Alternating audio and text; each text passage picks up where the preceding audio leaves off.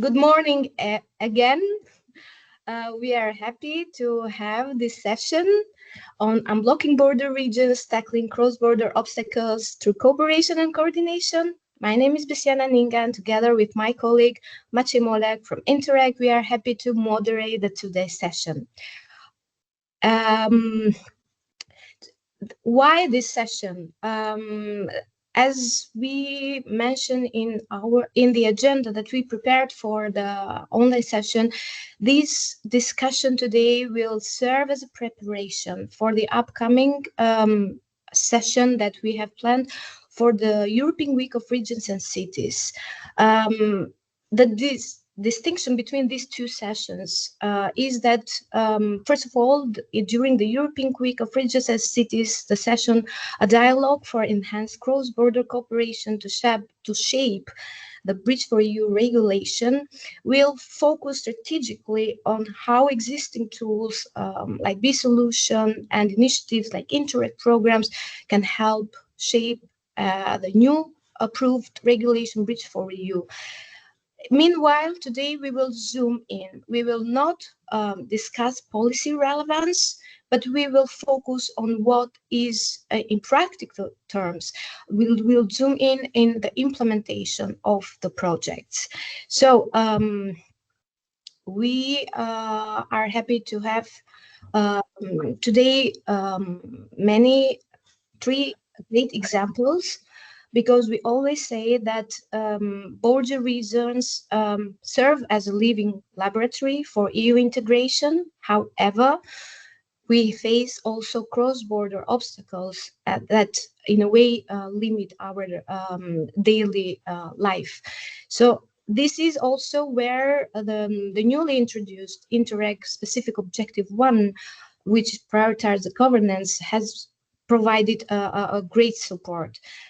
For those of you, just a few words about ISO 1. What is? It's an Interreg-specific objective, a better cooperation governance, which was introduced in the current programming period. It resulted to have a great uptake from Interreg programs, and the objective of this specific objective is to focus on enhancing institutional cooperation and building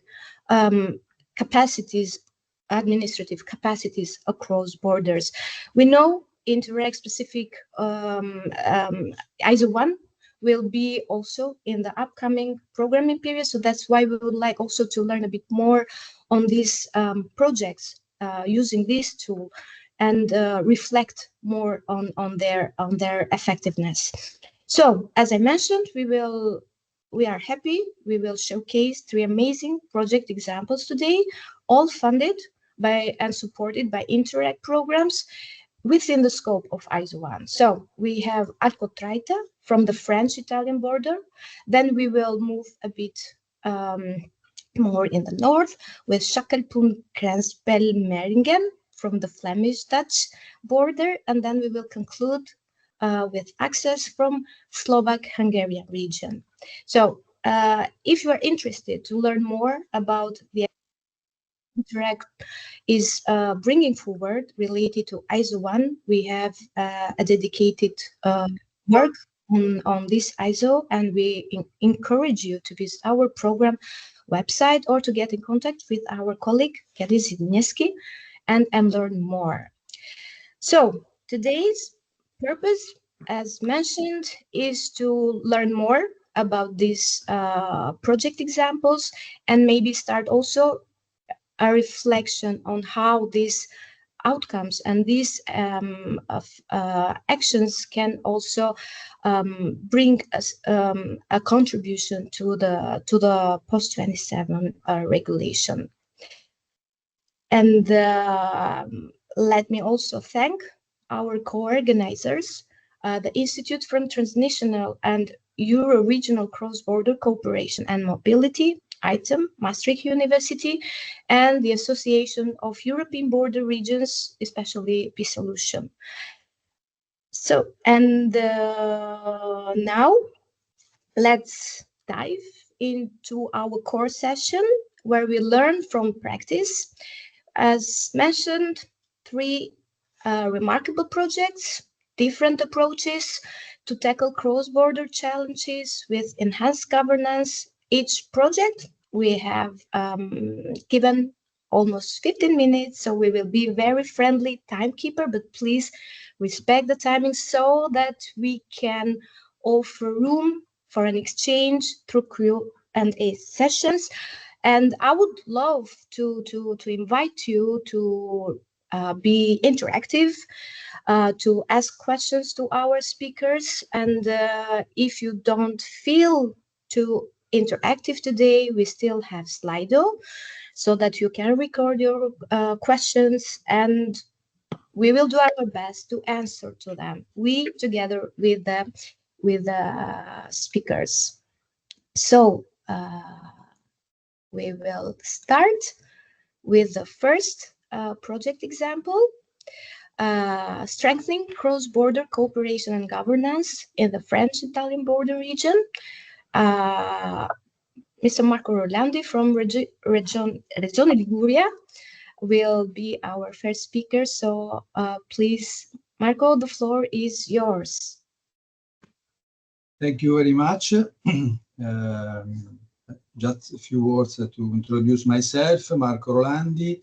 I work for Liguria region, almost 25 years on the cross-border cooperation and Interreg programs in general. I work for the Director General of Economic Development. Within there is this special unit for the cross-border cooperation and the Interreg programs. Thank you very much for to the organizer for inviting us to present, to illustrate our Alcotraité project. I also would like to thank my colleagues Elena and Diego for supporting me in this presentation and in the managing of this project. Okay, if you can go on to the presentation, please. Okay, next one. This is this one. Thank you. This is the where we are. I made two slides on the framework on this for this project Alcotraité. This first slide is the EU program framework in which we are working on it. The border is the border between France and Italy, and there is a cross-border program, an Interreg program called Alcotraité, which is the Latin Alps cross-border cooperation, which is one of the European cross-border cooperation. There is 30 years of cooperation in this context. For us, Liguria region, we have only one province, which is Imperia, the little one at the bottom. But the program is very important, and the area is of strategic importance for our region. The program has all the European program, cross-border program as well, has different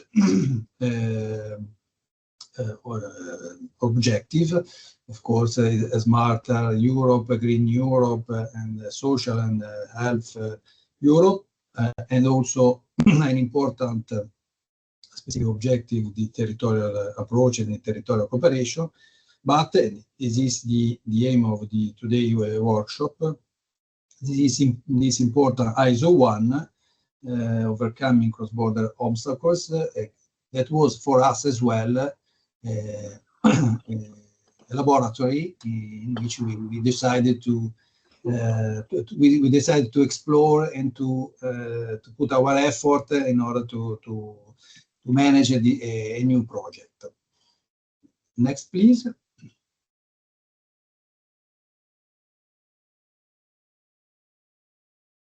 Next slide. This is the bilateral framework, so Italy-France framework, institutional and bilateral political and institutional framework newly established. There is a treaty, bilateral treaty from France and Italy, signed on 26th of November 21, and then entered into force in 2023. It is important because there is a new article, a new instrument, which was already used by France in a treaty, Germany and France bilateral treaty, and now in this new Quirinale treaty, which is the Article 10, that is entirely dedicated to the cross-border cooperation. Of course, the treaty deals with environment, defense, foreign affairs, transport, etc., etc. But there is a specific article, which is the Article 10, dedicated specifically for the cross-border cooperation. And it is said that a cross-border cooperation committee will be established. Actually, it has been established, and there has been also some meetings of this committee, regrouping representative of states, so in central administration, ministers, and member of parliaments, but also president of the regions which are at the border, and representative of local authorities. This is a new mechanism in order to identify the obstacles to the cooperation and try to offer and to present some important proposals in order to overcome these obstacles through legislative or administrative tools. So we decided in these two important frameworks that we have from at the border from Italy and France, we decided, and with the tool of the Interreg ISO 1 tool, we decided to think and to propose an ISO 1 project called Alcotraité project. Next slide, please.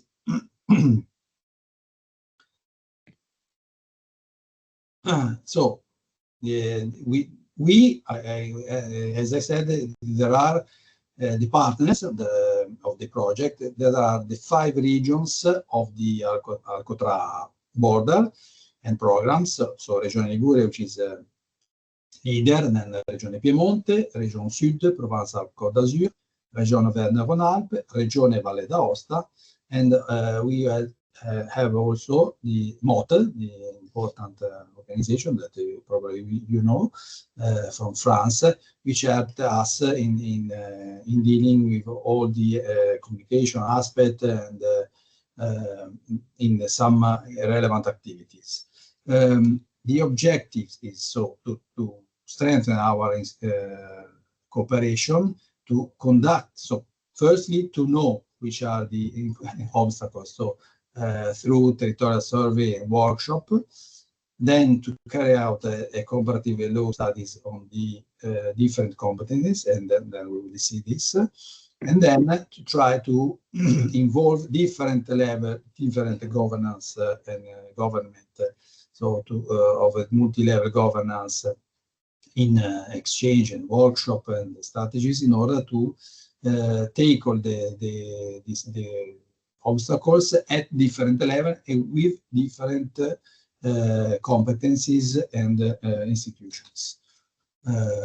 We know that we have different obstacles, legislative, bureaucratic, administrative, and we try to identify them and to propose solutions at also with the project, but also at the important table of Quirinale Treaty that I mentioned before.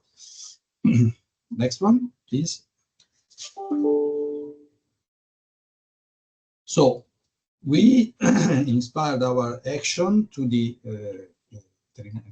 Treaty, which identified already some area in which there are more problems, or more obstacles, or more problems in the cooperation between the two the two states and the two actors and for the citizens. So especially we focused on these three issues: environment, biodiversity, and water risk, transport, and health. These three issues were identified in the Treaty of Quirinale and were also identified by our project Alcotraité. Alcotraité, that means, of course, the working on the Alcotra program within the Treaty of Quirinale context. So we try to identify the same issues. Next one, please. How we work. This is a slide in which we have organized our work in the three issues.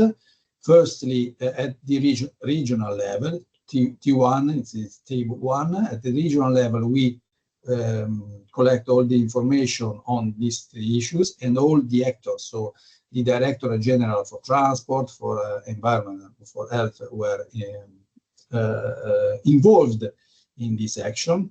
Then T2 is enlarged at the regional, but also national and local level. For example, for the transport, we involved the operators in these sectors. The society which manage the train at the French level and Italian level. Then we involved the political representative in order to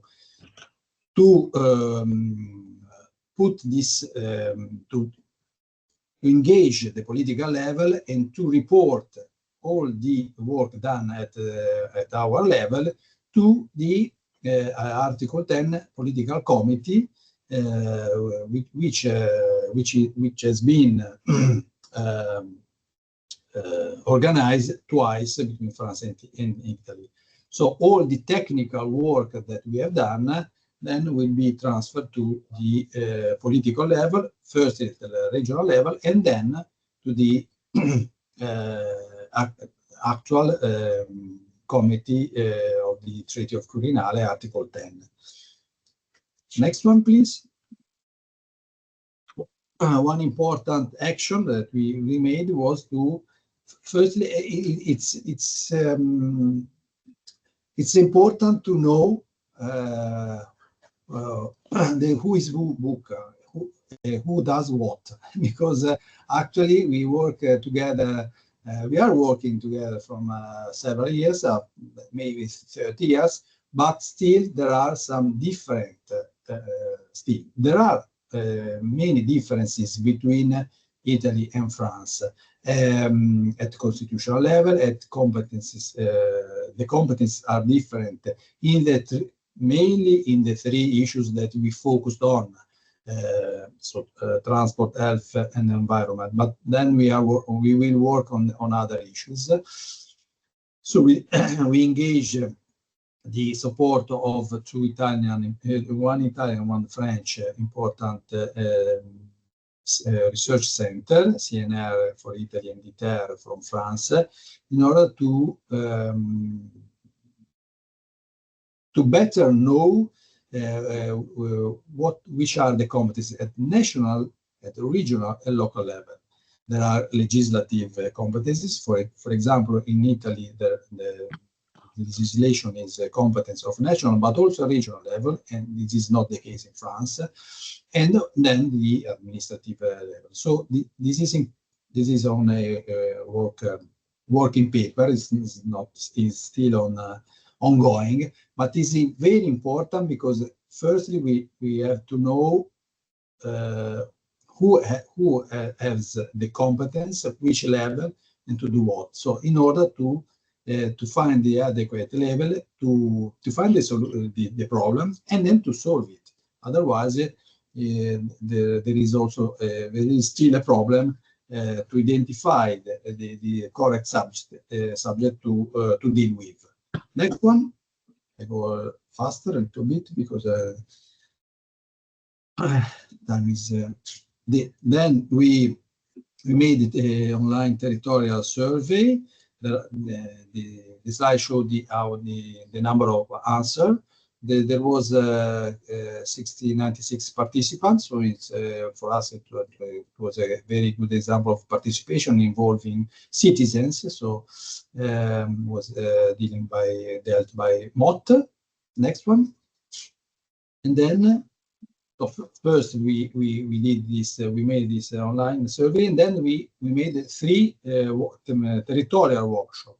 So we put together all the relevant subjects in the north, center, and south. So we put together relevant actors with competencies in these subjects, and we discussed with them and then with citizens which are the main problems on this mainly on these 3 issues: transport, health, and environment, with them to find obstacles and then to develop a roadmap. Next one, I'm almost finished. The next one, which is at the end of this work, and this is still ongoing. We try to define a sheets with prioritizing the obstacles and to define the proposed solutions at the national, local, and regional level, and to define actions to be implemented in the future months and years. So we do think this work is very important, and it will be also presented in the Article 10 committee in order to discuss with also the national level their involvement and their support to solve these problems. Next one is only just 2 slides to finish. Next one is illustrating all the moments of exchange and synergies between us and the Article 10 Committee in Quirinal Treaty, and also some important events in which we presented our work in order to exchange our experiences. Also with the EU's ALP strategy, we discussed with them these issues. Next one is the last one. What we have achieved and what we expected to do and to work on the future. Firstly, on the transport, the results of Alcotraité were then transported in another project, Alcotraité 2, dealing of specific obstacles in train and railway transport obstacles, and we will manage it in the 2 years, next 2 years, and we try to work with another project on the health and to organize future collaboration at national level, because we know that there are important law problems, law obstacles at national levels,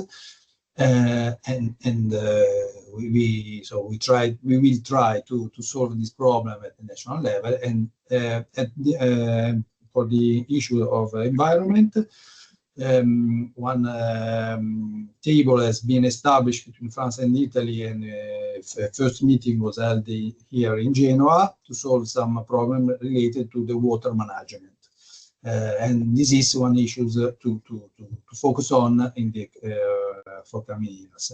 We then the future prospect we will debate afterwards. Thank you very much.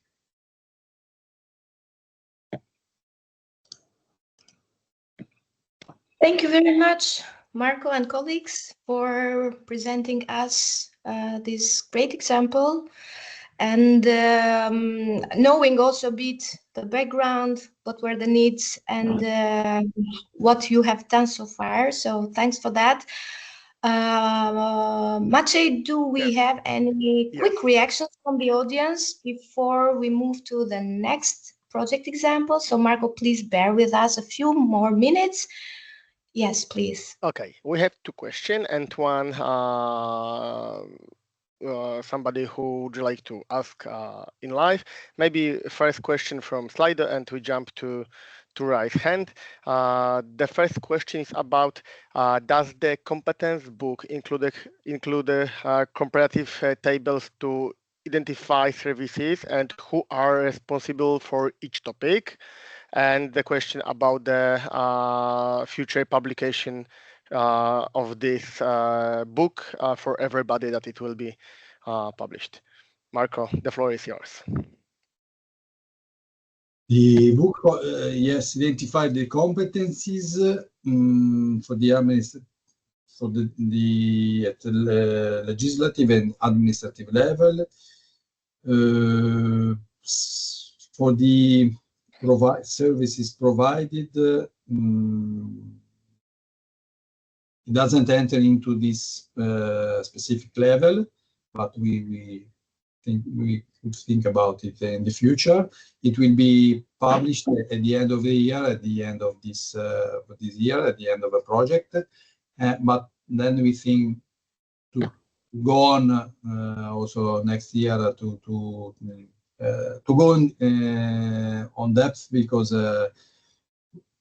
we still find that there are a lot of work to do. There is a lot of work to do. So that's why we are thinking about going through, and maybe yes, the issues of services provided could be taken.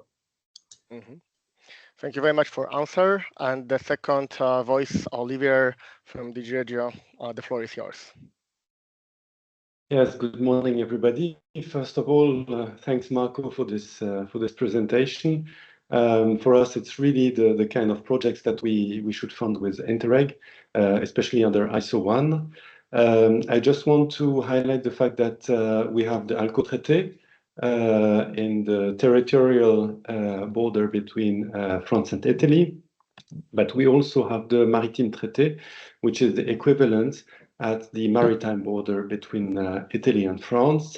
This work is particularly important for the next programming period, for the post-2027, where you know that we will have to define some reforms in the program upfront.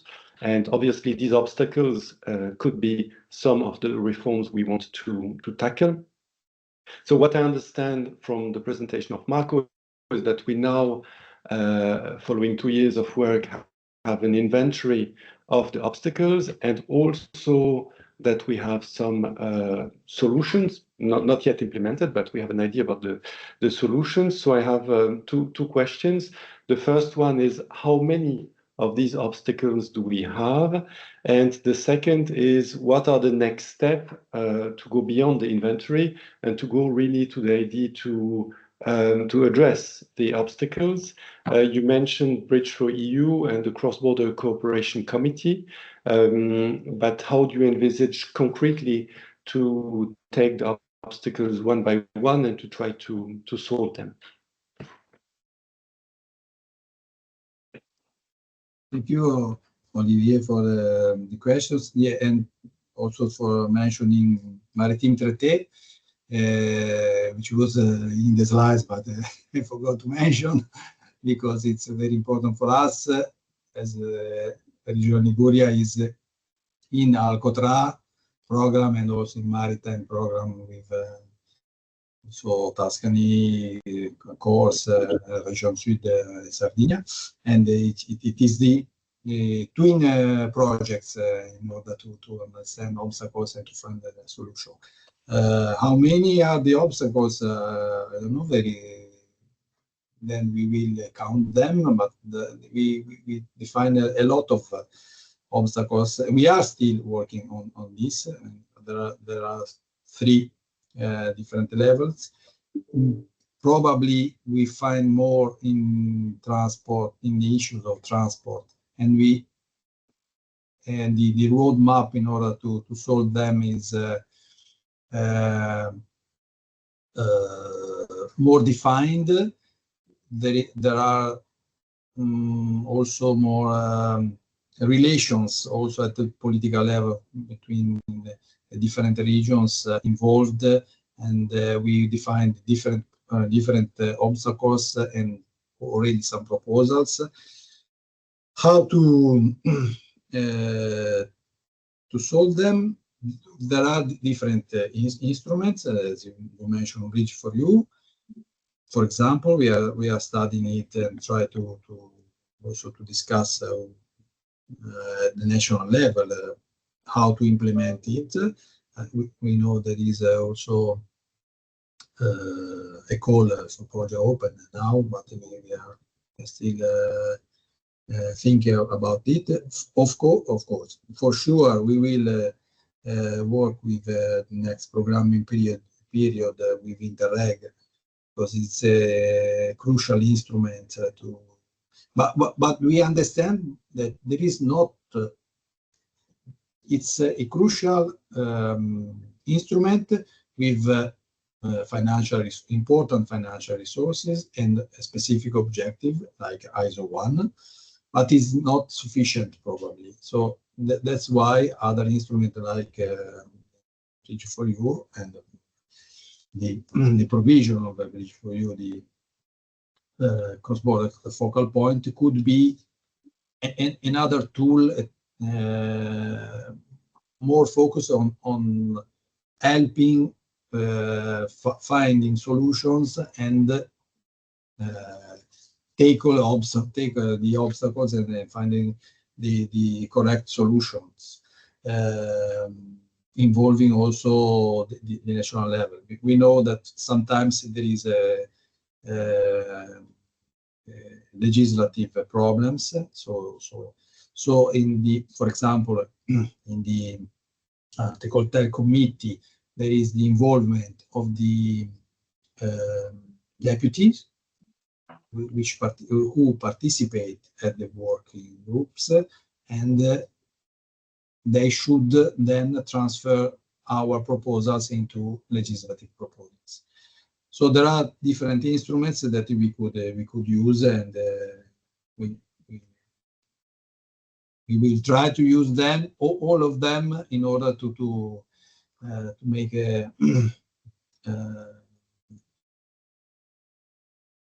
some improvement, because now we know better the situation, we know the obstacles, and we have to make an implementation. Thank you. Thank you very much, Marco. Thank you also, Olivier, for the question. I see we have another quick reaction. Yes, please. You were yes. Yeah. Can you hear me well? Yes, please. Okay. Just a quick reaction from my side as well. I'm Clara Minassa, working in DG Regio in the same services as Olivier. Just a bit to understand, how do you manage to get the attention of the national level and to really get their awareness about the obstacles, to get them committed and engaged to address the obstacles? That would be my question. Thank you. Thank you for the question. Through the Alcotraité committee, actually, I don't know, maybe it is connected to this seminar. Our ambassador Mr. Cavallari, who is the responsible of the implementation at the national level of Article 10 Committee. We have a working group with the national level and the regional and local level. At the national level, the Ministry of Foreign Affairs, thanks to the Ministry of Foreign Affairs, all the competent ministers are involved. For example, as I mentioned before, there is a specific problem in the water management between France and Italy, so Region Liguria and Region Sud, in Val Roia, which is a concrete, little but concrete and important issue to tackle in order to manage this basin, and thanks to the Foreign Affairs Minister, which involved the Environmental Minister at national level, we organized a meeting with the representative of national level, so from the Ministry of Environment, regional level, and the local level, from Italian side and from France side. It was not easy to find also. That's why it's important the competencies book, because to find on the other side the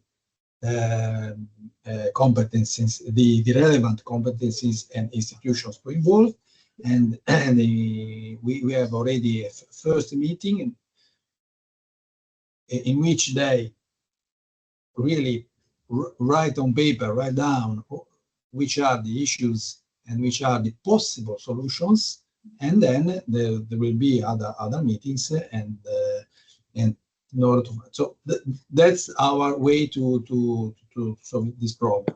On the this is an example. Then also for the issues of transport as well, we have maybe there are already some relations, so we try to involve the national level, but also the regional level as well, and also the SNSF and Trenitalia, which are the operators, which is very, very important.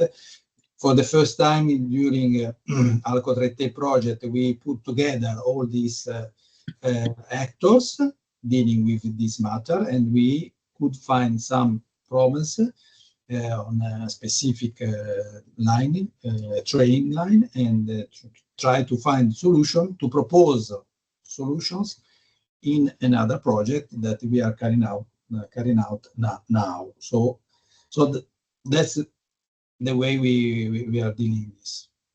So we have to thank the national level as well. Otherwise, we couldn't find a solution.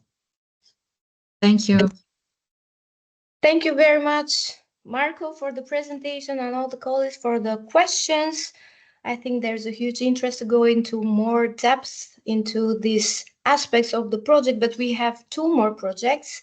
So I invite you to write down your questions so that you can ask Marco later on during the Q&A session. Thanks a lot again. And we will move to another border with other challenges. So we are moving to Flemish-Dutch border region with Schakelpunt Grensbelemmeringen, addressing cross-border obstacles in the Flemish-Dutch border region through enhanced governance. We have the pleasure to have today Mr. Maarten Vidal, representative of cross-border cooperation at the Flemish Government Chancellery and Foreign Affairs. Yes. Maarten, are you with us? Yes. Thank you for the introduction.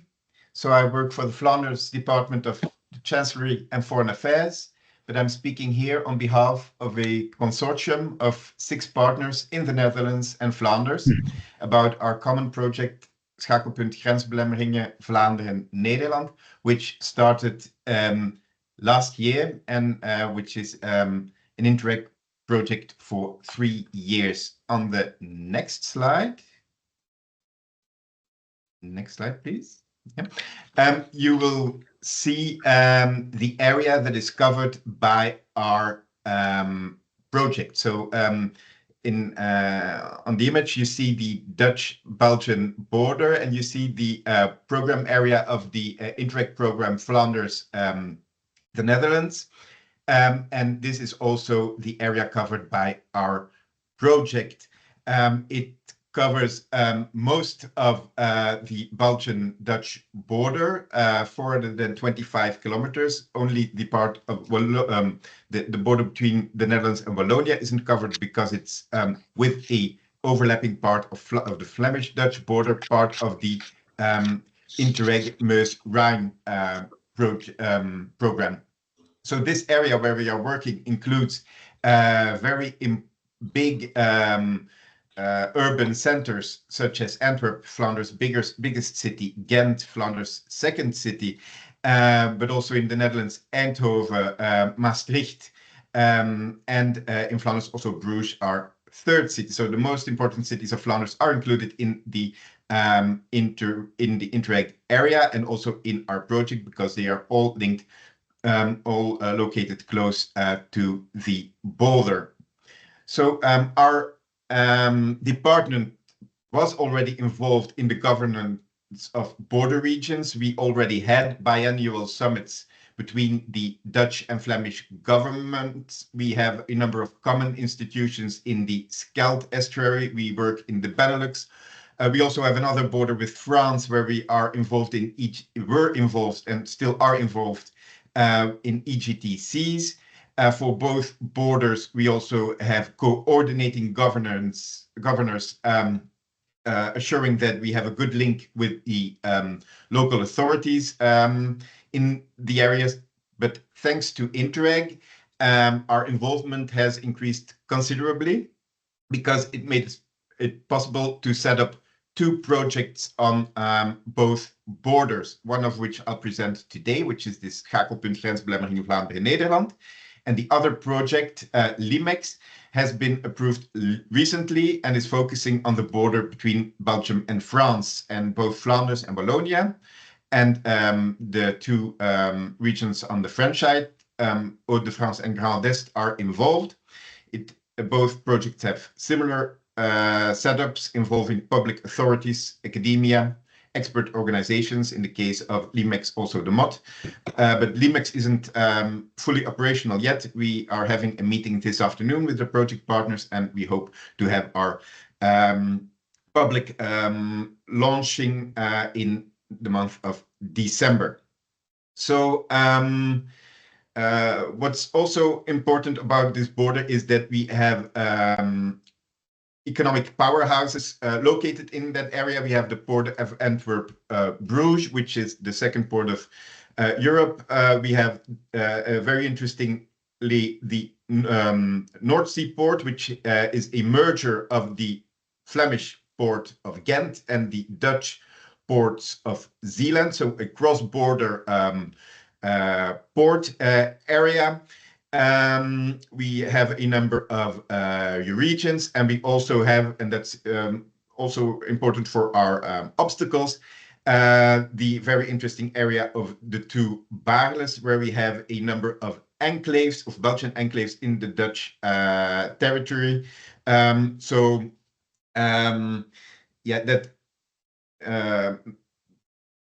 Yeah, that's the cause of a lot of border obstacles in that area concerning waste disposal and so on.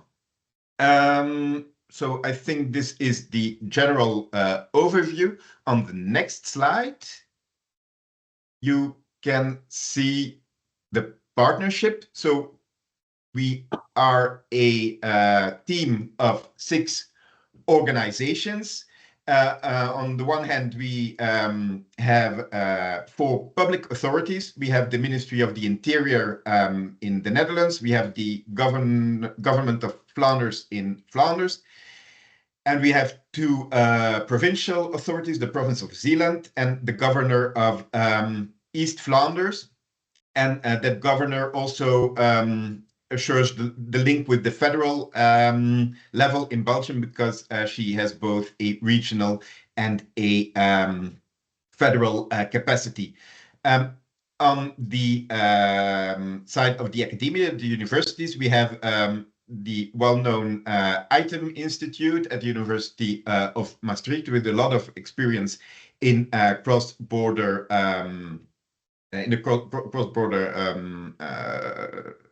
area. And we also have the University of Hasselt, which is also involved in the broader TIME network.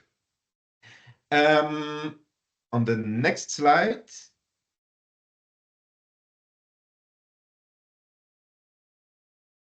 you will read a bit more about the project. So it's a project that started last year in 2024 and runs until 2027. But of course, we hope to be able to show the relevance of this cooperation, and we hope to have a continuation after the end of the project, with a budget of 2.2 million euros, and we have 50% of funding by the European Regional Development Fund.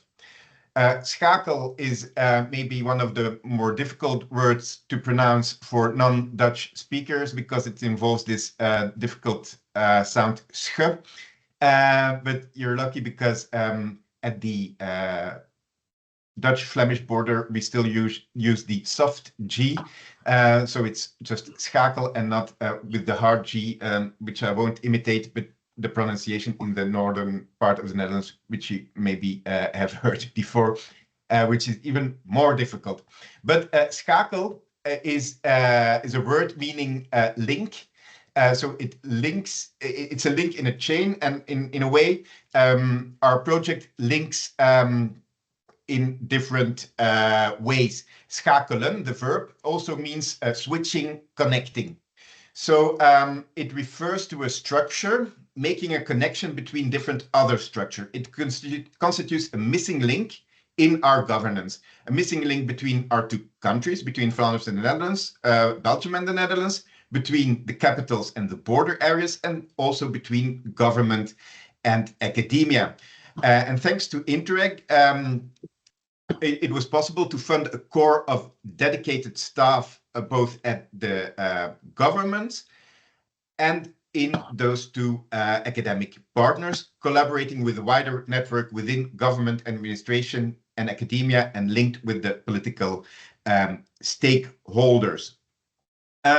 And for me, this involvement of academic institutions is one of the most interesting things of our project, because we can use the existing knowledge at ITEM and University Hasselt about border obstacles throughout Europe, and also their involvement in international networks.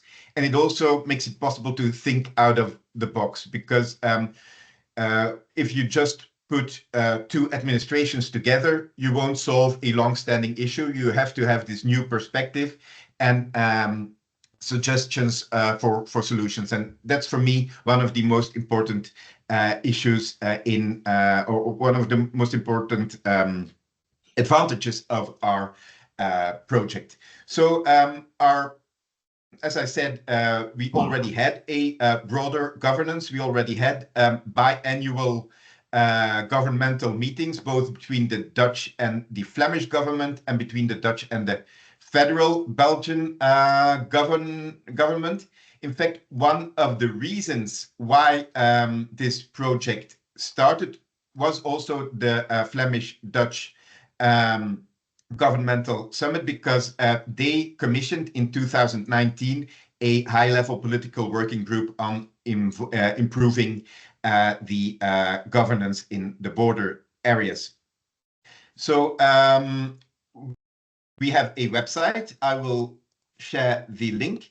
And on the website, we also have translation of the entire website in English, French, and German by artificial intelligence. So maybe sometime it won't be 100% accurate, but you will have an idea of what we are doing.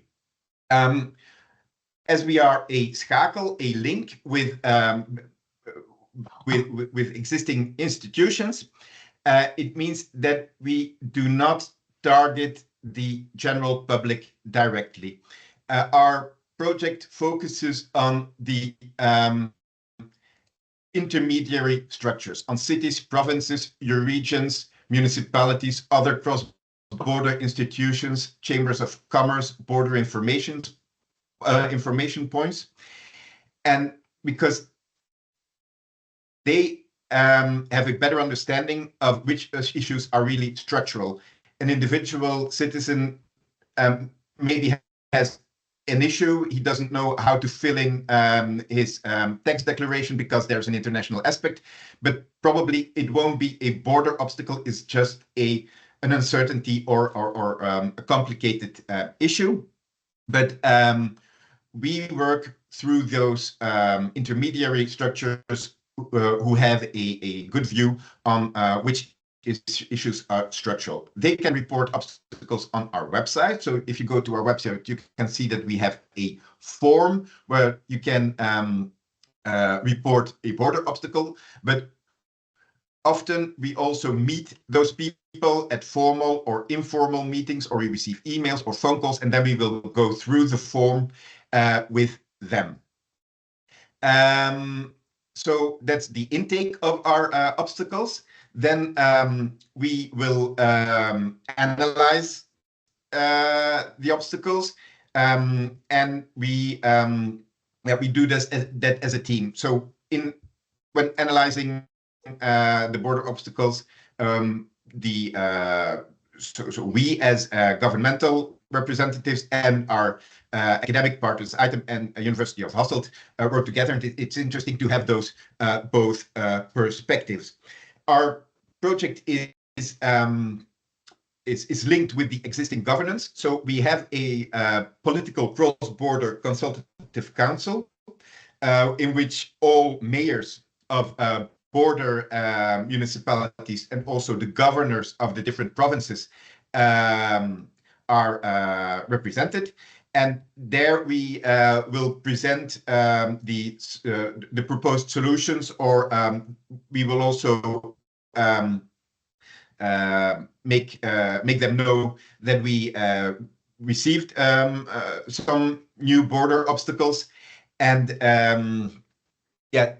there we have the opportunity. We give the opportunity to the politicians of the border area to prioritize or to give suggestions in our for the proposal of solutions to the competent authorities. An important element of our project is also that our governments are committed to consider the implementation of the solutions. Of course, we as a team, we will only be able to propose solutions, but when we propose solutions, we will do it always in good cooperation with the relevant authorities. So we will discuss possible solutions with the ministries, both at the Flemish and the federal level, and then we will propose a solution which will probably be acceptable because it has been discussed already in advance with the competent ministries. So if you have a look on our website, you will see that until now we have received 29 obstacles that are under research in different areas, lots of them in the health area, because we also had an event on health in the cross-border area last November, but also in other areas, social security, schooling, age, lots of them also involving exchange of data between public authorities. Also some issues that aren't really legal obstacles, but that are policy decisions, such as the reinstallment of border controls that have an impact on the border area. And we also have a number of issues that have been reported, but that are not yet on our website. So it's an ongoing process. So our website is being updated almost continuously. We got a lot of inspiration also of other projects, such as the Freedom of Movement Council in the Nordic area, where they have a similar website and similar structures.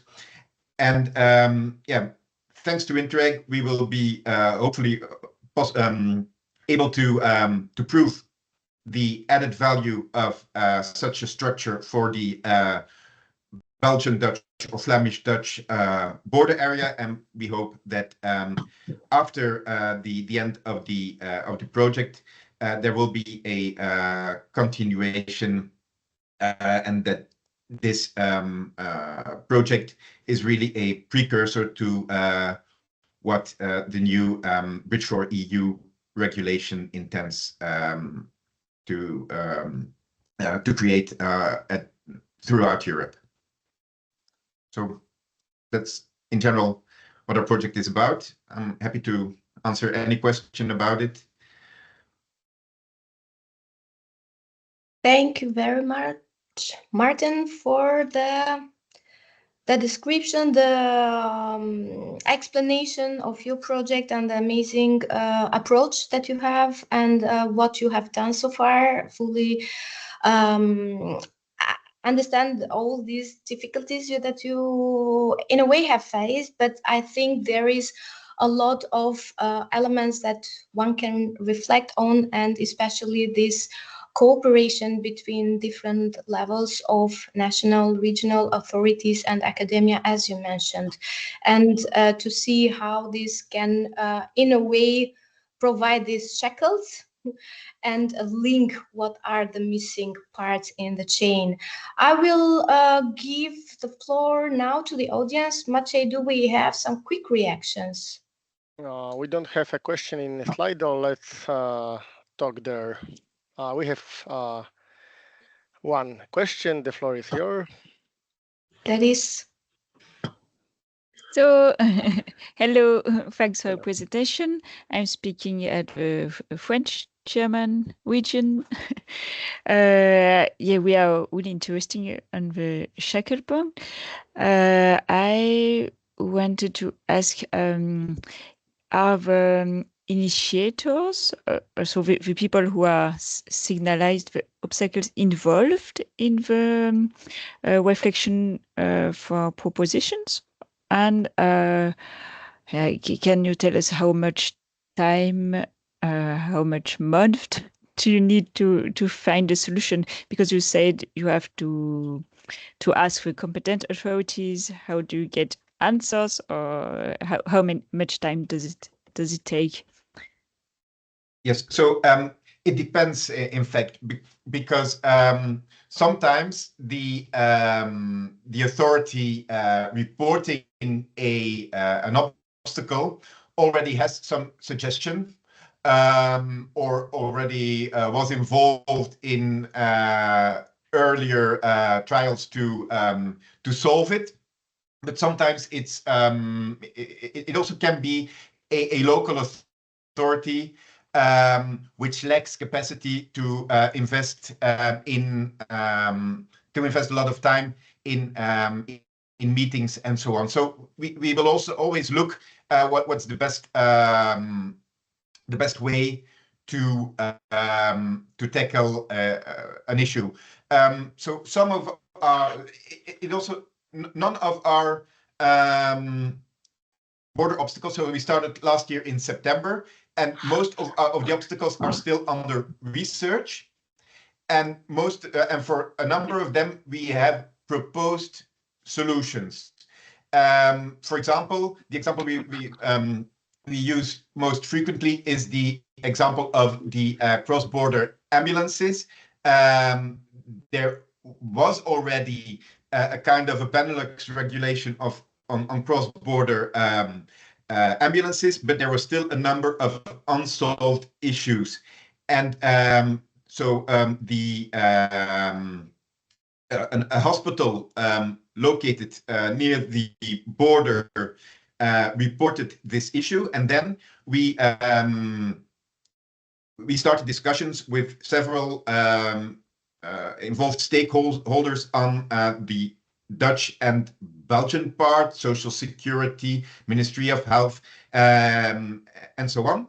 And there we are close to a solution. So, yeah, as you know, the problem with border obstacles is that often they are really persistent problems that have been existing for maybe decades or at least years. We don't want to give the impression that they will be solved in a few months, but the advantage of our initiative is that we have a number of dedicated people who will continue to work on them. And even if it takes several months, half a year, maybe a year, we have the dedication of those people, and we will also be in touch regularly with the relevant ministries, even if for those ministries often this issue isn't the core of what they are doing. Often it's just a marginal issue and they don't have a lot of time for it. But the advantage of our project is that we have this dedicated team for which this is the most important issue, and that will continue to try to solve it and to help the ministries. That's also important. We have to make it clear to the to all the ministries involved in solving those issues that we want to help them, that we want to propose solutions to them, that we want to facilitate their work, and that we don't want to put more work on their table, so that we want to help them. And yeah, I think that's the best approach. We can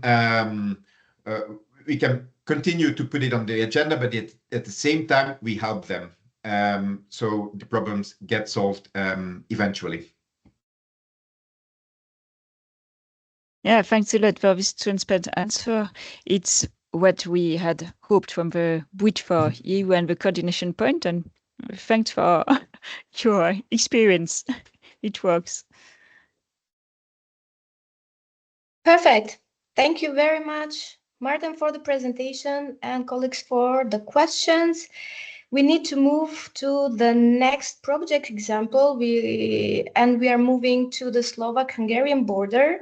It's an operation of strategic importance. So here we have maybe a different approach to the same issue, borders obstacles. So we will hear from Ms. Melinda Istenes-Benczi from Central European Service for Cross-Border Initiatives about their project access, promotion of legal accessibility along the Slovak-Hungarian border. Melinda, please, the floor is yours. Yes, good morning. Thank you very much for inviting us to today's event. And as the two previous presentations also pointed out, cross-border cooperation matters. It counts. We all know this. But cooperation can only work if citizens and institutions aren't blocked by unnecessary barriers. And the Access project is exactly about removing these barriers one by one. So I'm Melinda Istenes-Benczi, and today I'm here to show you how exactly we promote legal accessibility at the Slovak-Hungarian border, together with our Slovak partner, the Česká Carpatia. So first of all, access is not coming out of thin air, but it builds on years of previous experience.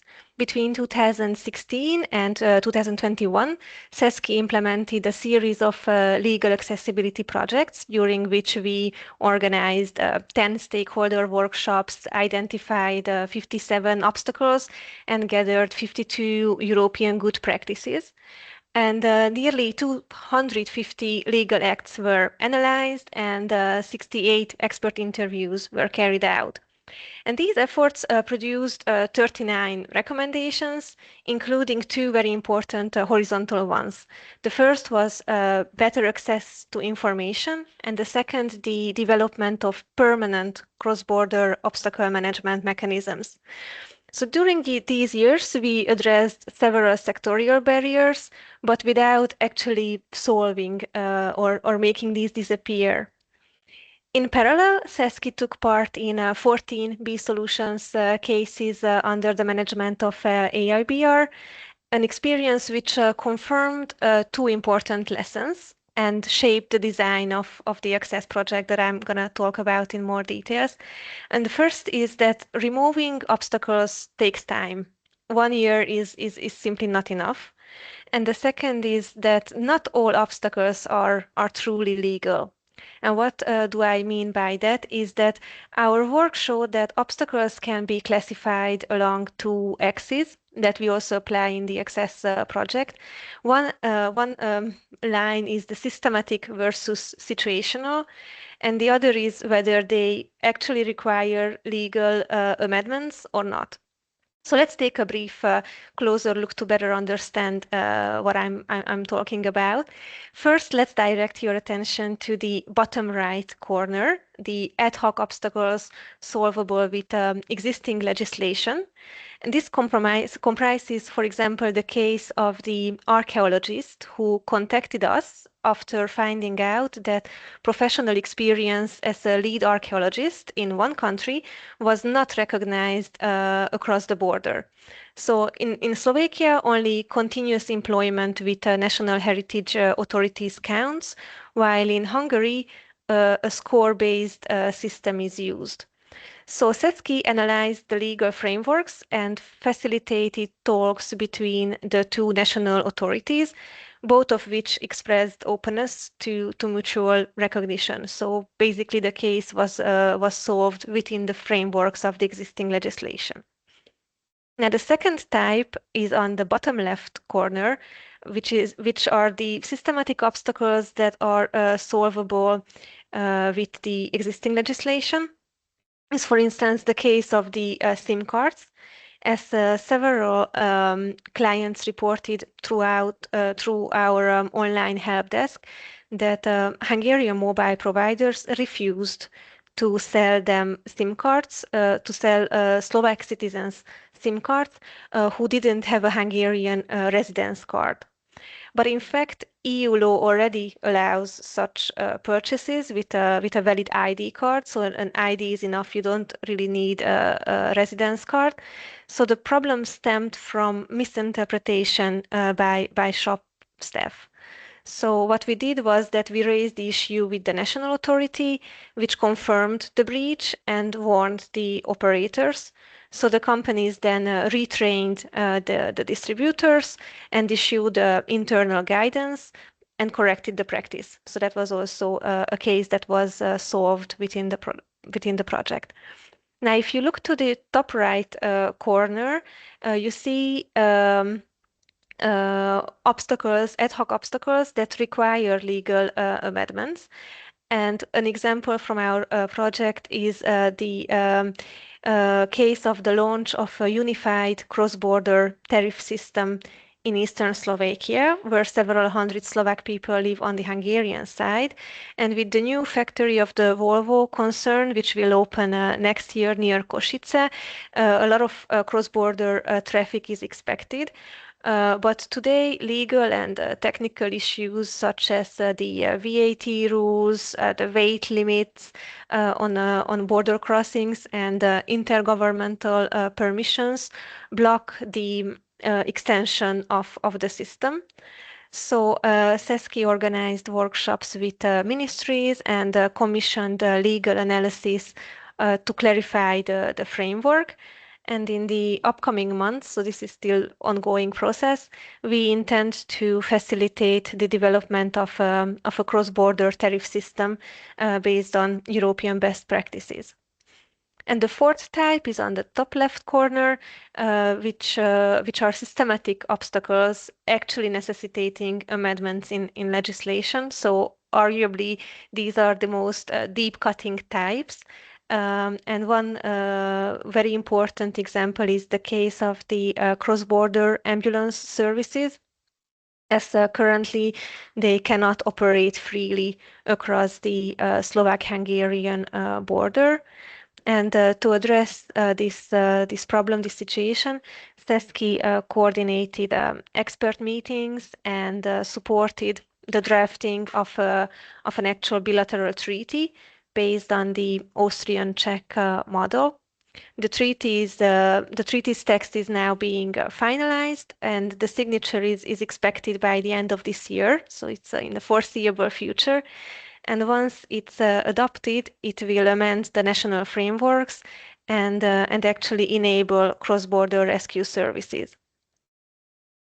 So now that you've got to know some of the preliminary results, let's take a closer look at the project itself. The Access project runs for 6 years, so it's quite a long running project, and it was launched as an operation of strategic importance of Interreg Hungary-Slovakia program. And our intervention logic that consists the basis of the whole project is actually quite simple. We want to intensify cross-border mobility and interaction. And to do that, we first must manage the legal and administrative barriers standing in the way, which we are doing through 2 pillars. The first pillar is the obstacle monitoring. So we gather evidence through surveys, interviews, workshops, and help desk cases, some of which I already referred to. And the second pillar is the obstacle management, turning this evidence into solutions through expert meetings and based on best practice cases. So in just over 2 years since the project is running, we have already achieved tangible and quantifiable results. We conducted an online survey supported with a billboard and social media campaign, resulting in more than 1,600 responses and more than 300 identified obstacles. We made nearly 50 interviews with representatives of authorities involved in cross-border activities, and we held 18 reference group meetings with local actors across 9 functional urban areas where cross-border mobility is the strongest along the Hungarian-Slovak border section. And of course, we had already 43 concrete cases that were reported through the online help desk case by citizens, each of which had been addressed. The reference group meetings that I already mentioned are one of the backbones of our participatory project, and that's why I wanted to highlight them separately as well, because here local leaders, mayors, and experts from both sides of the border have a chance to sit together and identify pressing issues and suggest practical ways forward in the individual cross-border functional areas, because not even one cross-border section like the Hungarian-Slovak is completely coherent. They face different challenges. And for these meetings, we also prepared background analysis, which were validated against the lived experiences of border citizens. 3 examples are shown in this slide, but all of them are publicly available on the project's website in 3 languages, Hungarian, English, and Slovak. Out of the many obstacles identified, we selected 20 cases for deeper analysis, and for each we prepared a clear description of the problem, its legal basis, and the potential pathways to a solution. This is also publicly available. And this systematic approach, we believe that creates a strong knowledge base, making it easier for decision makers to act with confidence. To support these cases, we also collected almost 80 best practices from across Europe. These public materials show how other cross-border regions solved similar problems, because we strongly think that presenting proven models builds trust and makes authorities more willing to engage, because they can see that solutions are realistic and already tested elsewhere. So they are not just science fictions that we made up, but actual realities elsewhere. So apart from the already mentioned topics and results, we also have others worth the attention. For example, in tourism, we focused on the Novohrad-Nógrád Geopark, which is actually the world's first cross-border geopark. Until now, the UNESCO label was held separately by Hungarian and Slovak entities, and making a joint management over the area was very difficult. But with our support, the partners are creating an EGTC to hold the label jointly. In the project, we prepared the convention and the statuses, and the national approvals are currently underway. Another complex challenge is the suburbanization of Bratislava, as over 13,000 Slovak citizens now live across the border in Austria and Hungary, and that generates a pressure on services, housing, and infrastructure, which was identified in the reference group meetings. And with the support of the Resilient Borders initiative, we are currently developing a governance model to address these new realities through which the systematic elimination of obstacles can start. So looking across all the cases, also those that are I didn't present today in lack of time, two horizontal problems emerge that I would like to highlight. First is the information gaps. Nearly half of reported obstacles are not about laws, but about citizens simply not knowing their rights or the procedures that are already put out there. And the second is the language barriers, which obviously complicates communication in everyday cross-border cooperation. We also already started to tackle these too by putting together information materials and organizing sensitization campaigns addressing the authorities, but these will mature in a later stage of the project. Work is ongoing also in several additional fields, such as cross-border retail of local products, forestry cooperation, harmonization of water tour guide training systems, and many more. These are just some examples to show the wide variety of obstacles Access is tackling.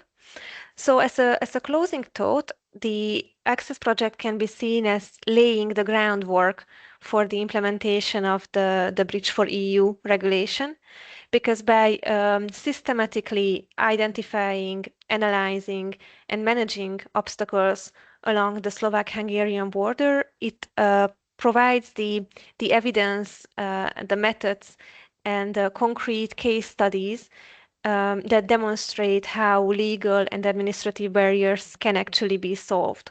So in this sense, the project does not only deliver local results for this border section, but it pilots, in a sense, it pilots the very approach that BRIDGEforEU seeks to scale up across Europe.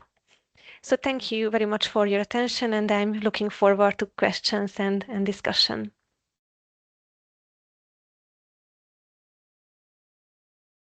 Thank you very much, Melinda.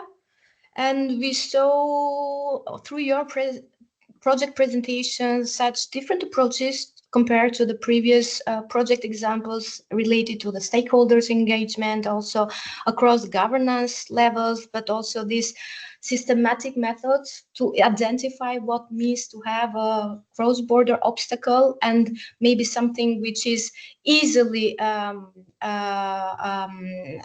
solved and doesn't need any legal or similar regulation to overcome it.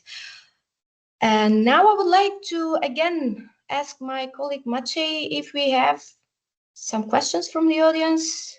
I see. No, we haven't in Slido, but we have one voice here from audience. So I guess that's me. Thank you very much for the very interesting presentation.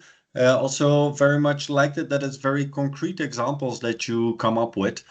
You mentioned that, funnily enough, the similar situation as Maarten presented before, which was the cross-border use of ambulances, was also something that you managed to come up with solutions for, which were apparently already in use between the Austrian and Czech border.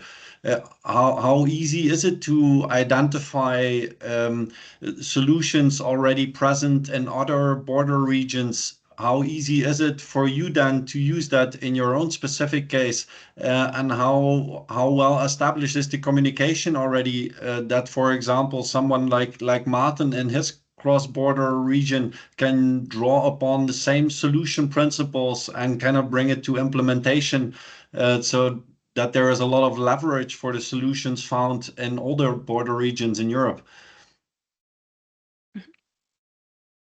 Yeah, thank you very much for the question. I would divide it into two. So first, how easy is to identify best practices? I think this is the easier part, because if one is familiar with these topics, then we know what kind of projects, actors, platforms should be checked and looked at, to read and see what others have done before. So identification is a bit easier, but to apply it to our own case, that's a bit more tricky. How we did it is that we adapted it together with the ambulance services. So we involved the Slovak and the Hungarian ambulance services, and we also invited the Austrian Czech representatives to share their experiences with the local ambulance services, and it was a longer process to discuss all the details, how it can be adopted. So I don't think that these best practices can be adopted like that. It's not they are very rarely a one solution fits all problem, but they can solve as either as an inspiration or as a guidance what steps should be taken to reach the same or a similar result.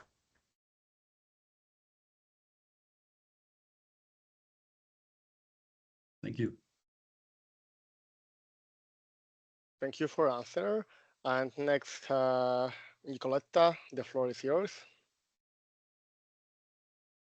Thank you. Thank you so much, Nicoletta Horváth from the Managing Authority Hungary-Slovakia program. Hi, Melinda, and hi, everyone. I'm really proud of the #Access project, and also to both partners, Szeszki and Szeszki Kárpátia, implementing this fabulous project. And basically, what we can see that we try to figure out such an option where we can provide a bigger scope for the implementation, knowing that really solving the obstacles take time. And I know that to one of the previous presenters, a question was raised, namely how the national level engagement could be facilitated. And we saw that we could arrange a very nice matching of a top-down and the bottoms-up approach by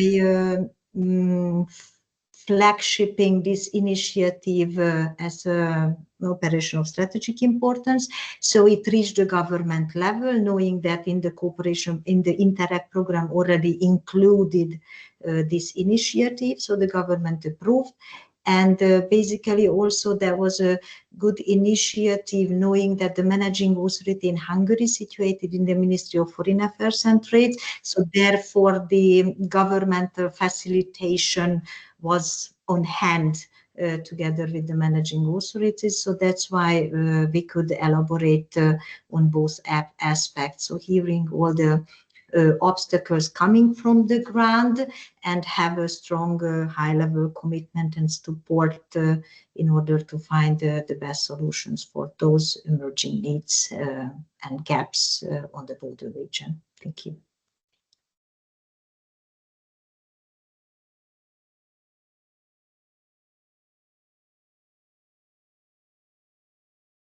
Okay, thank you very much, Nicoletta, for your input and for providing some more context to the project. I think we reached almost the closure of today's session. It's really interesting to see such a discussion among you and bringing all these amazing project examples. And I would like to give the floor to Pim, because Pim, we heard a lot today about how this project contribute or may contribute to the future of regulation. So what shall we bring to the session during the European Week of Regions and Cities? Do you have maybe some highlights? Because as I said early this morning, this was mostly on the project level, but now in Brussels we will have the session to discuss a bit more on the policy level, this the impact that this the outcome of these projects will have, or we hope to have. Are you there? Yes, I am. Yeah. Perfect. Thank you. Thank you. Yeah, actually, I really like the example Maarten mentioned this morning. It's about the carrot and the stick.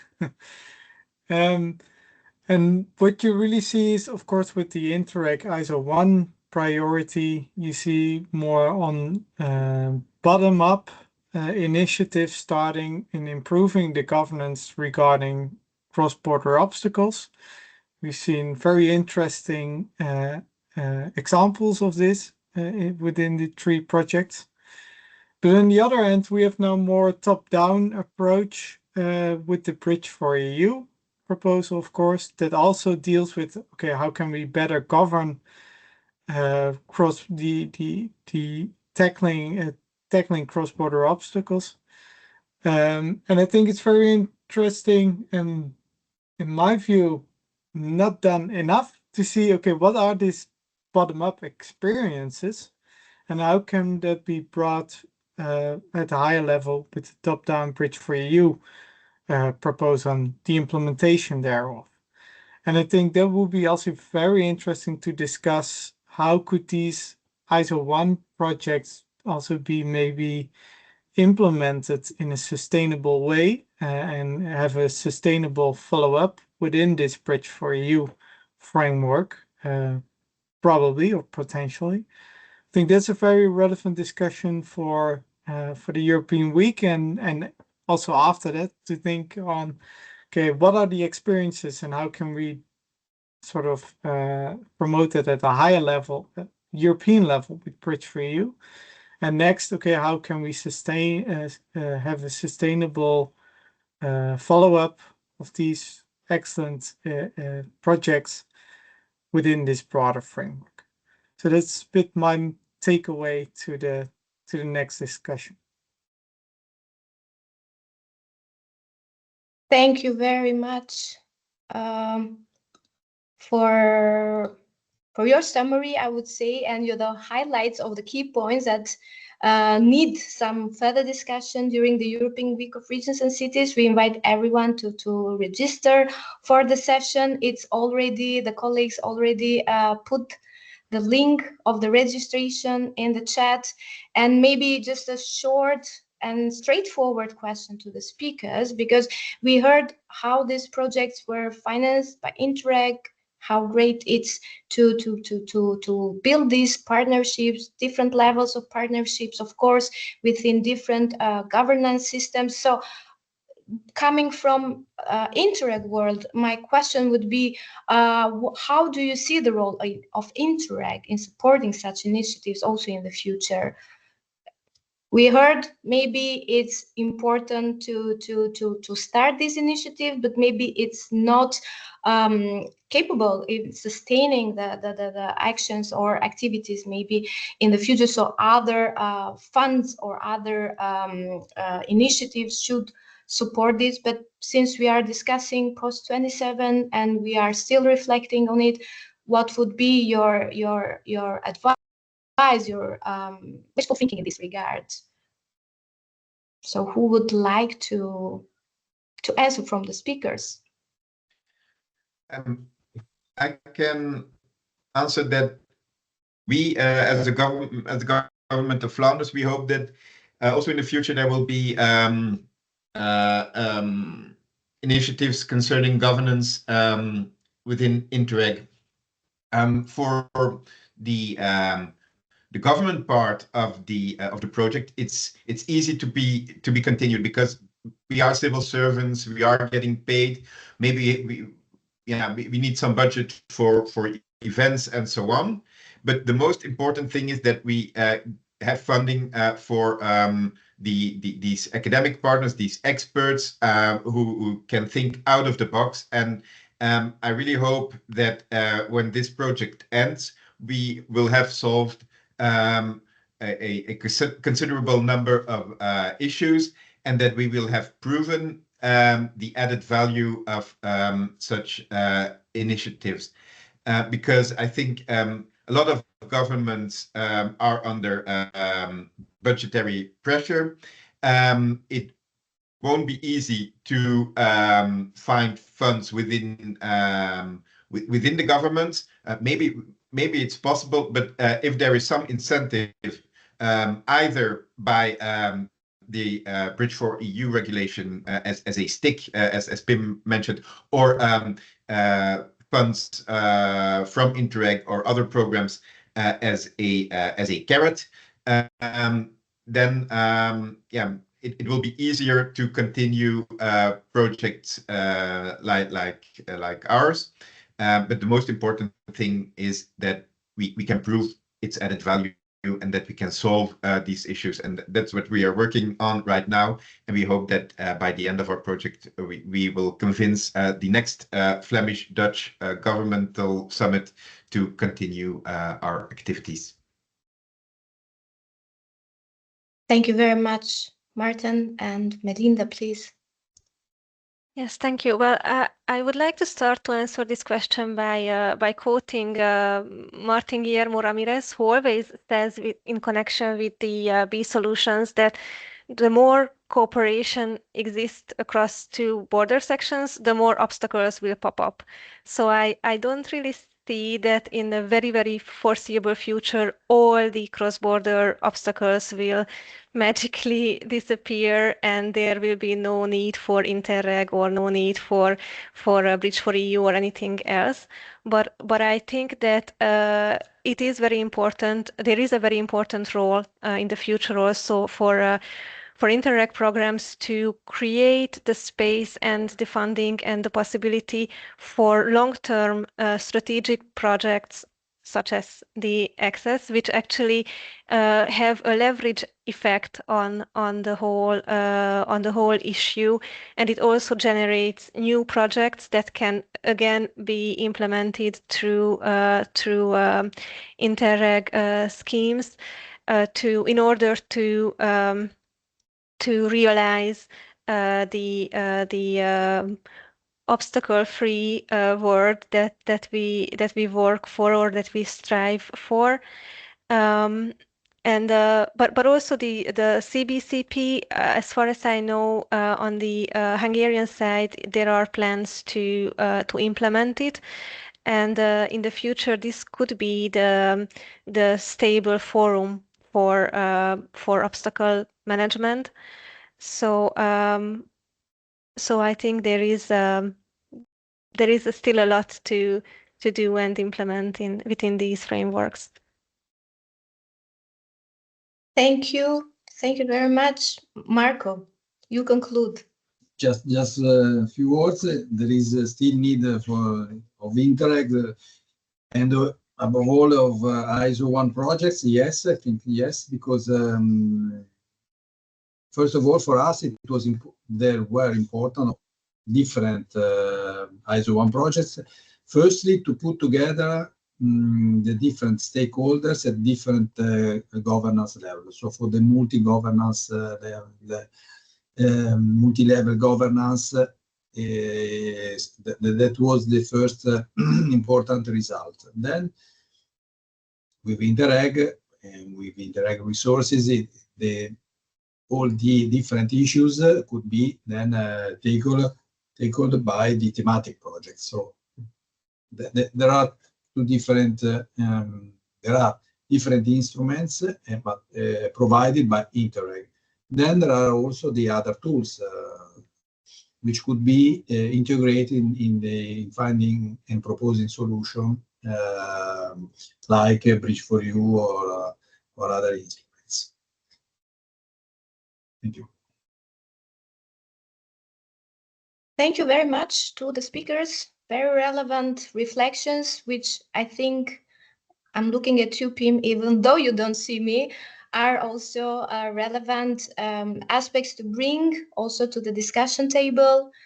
This policy discussion during the European Week of Regions and Cities. And I see now in the chat, Mariane, you posted the information related to your recent call.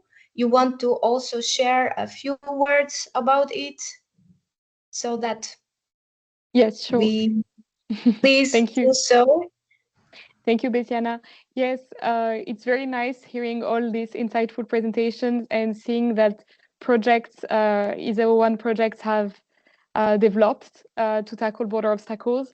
It's something that you may all be aware we are doing for a few years with B-Solution also, and we are very happy. We see that there are still many obstacles, as Maarten rightly pointed so, and therefore we need all the forces possible. There are so many obstacles that we are not in competition here. We are really working cooperation. And if there are interested people who would like to receive B-Solution support, we are invite them to contact us, obviously. And we have next week an info sessions to present them the call more in detail. It's a call which is open until February, so there is time to help the relevant actors to receive expert support, analyzing their border obstacles, and providing solutions. So we can see that we inspired all of each other with these different projects. And yes, that was it, just to raise awareness about this and hopefully see you in the info session. Thank you very much for all the speakers. It was really interesting. And I look forward for the event on the 15th of October, where there will be Marco Rolandi, who will be presenting also again with a colleague from Interreg Central Europe, Sandro Gozzi and Jean-Pierre Alquin from the Commission. So we look forward to have this debate push forward in the scene of the EU Regions Week. Thank you so much.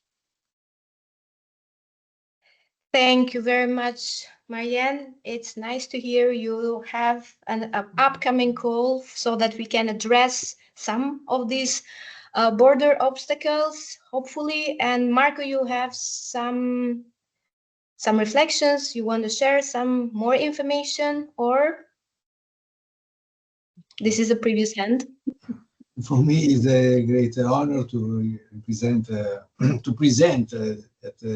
this important political debate all these experiences. So we should also collect all the information that I have today and then to present them. It's an honor and a responsibility as well.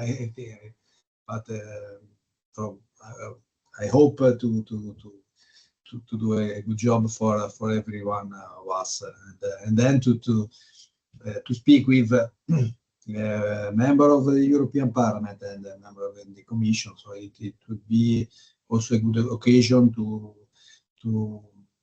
underline the importance of this instrument for our community, and because at the end all our work or our job is to try to solve some problem for the citizens living in this area, in the cross-border area.